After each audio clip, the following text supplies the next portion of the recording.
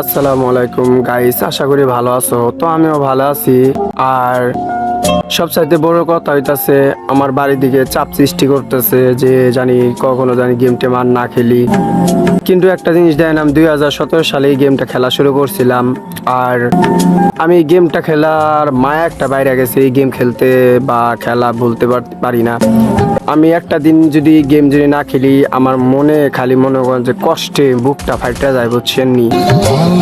আর আমি একটা জিনিস মনে থেকে বলি, যেটা হচ্ছে আমি এই গেমটাকে অনেক ভালোবাসি। আর জানি না কে কে গেমটারে ভালোবাসে। এই যে গেমের কথা যে সবাই বলে যে এরকম ওরকম, অনেক মানুষ অনেক কিছু বলে। আর সবচেয়ে আমার একটা জিনিস ভালো লাগে কি জানেন, যখন আমি 2017 সালে গেম খেলা শুরু করছিলাম, তখন আমার সাথে বন্ধু বান্ধবরা খেলতোই করতো। আর এখন দেখেন 2026 সাল পড়ে গেছে, যা যার মতো ব্যস্ত, যা যার মতো অনেক কিছু, খালি মেসেজ আসে। যাই হোক, যা যার মতো ব্যস্ত, যা যার মতো কাজে ব্যস্ত থাকে, বিয়ে শাদী করে ফেলাইছে, বাচ্চা কাচ্চা হয়ে গেছে। হ্যাঁ, একটা জিনিস কষ্টের কথা হইতেছে, এই বন্ধুদের সাথে এমন ডো হয়ে খেলতে পারি না, সোলো হয়ে খেলতে হয়, সবসময় একা একা খেলতে হয়। আর ভালোবাসা যদি থাকে, তাহলে আর কোনো দিন কি আর গেমের মায়া কি ভোলা যায়? একটা মেয়ের সাথে ভালোবাসা যে ভয়ঙ্কর, তার চাইতে ভয়ঙ্কর হইলো এই গেমটা। খেললে এতটা ভালো লাগে, না খেললেই মনে খুব কষ্ট লাগে যে কি জানি করি না, কি জানি খেলি না। যখন আমার লাইফে কোনো গার্লফ্রেন্ড ছিল না, ভালোবাসা মানুষ ছিল না, কোনো মেয়ের সাথে যোগাযোগ ছিল না, তখন আমি এই গেমটা খেলতাম। আমাকে এই গেমটা খেলাই গেছে আমার একটা মেয়েই।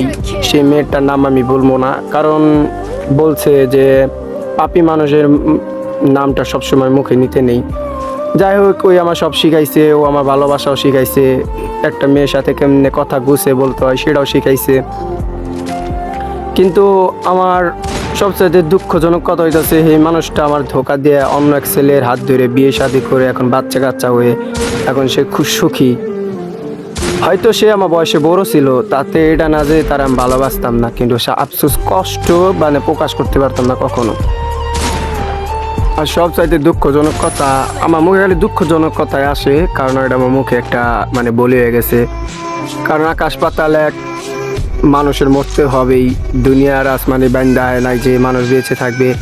অনেক মানুষ আছে যে আমার এই ভিডিও দেখে, কেউ দেখে না, কেউ লাইক করে, কেউ লাইক করে না।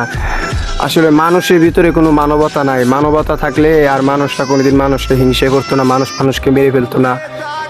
কারণ এই গেমটা আসার পর দিকে আমি মানুষদের সাথে এখন চলাফেরা বন্ধ করে দিচ্ছি। কারণ কার সাথে চলবো, যার সাথে চলবো তারাই তো করে শত্রু। আর এই গেমটা আসার পরে আমি গেরিনাকে সালাম জানাই, কারণ অনেক অনেক মানুষের লাইফ এতটাই ভালো করে দিছে যে যারা নেশাখোর ছিল তারাও ভালো হয়ে গেছে।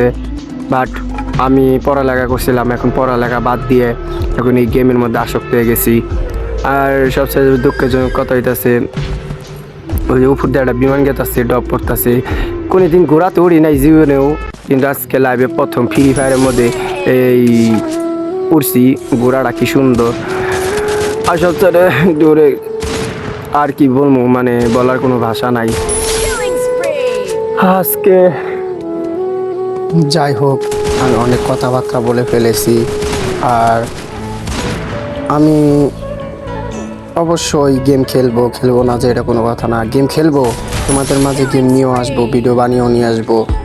যদি তোমরা আমার যে সাহায্য করো, ভালোবেসে থাকো, ফলো লাইক সাবস্ক্রাইবার যে করে থাকো, অবশ্যই আমি তোমাদের মাঝে যেমনি হোক আমি আসবোই, তুমি এটা চিন্তা করো না। আর গেমের মধ্যে নতুন নতুন ইভেন্ট আসলে সেটা আমি বের করবো, তোমাদের দেখাবো কেমনে বের করলাম, কেমনে কি করলাম। আর আমি একটু নদী দিয়ে সাঁতরে যাই, গিয়ে ঘোড়াটা কেমনে যায়। এই ঘোড়া তো দূর পারে না, বাস্তবে রেল যেরকম ঠিক এরকমই।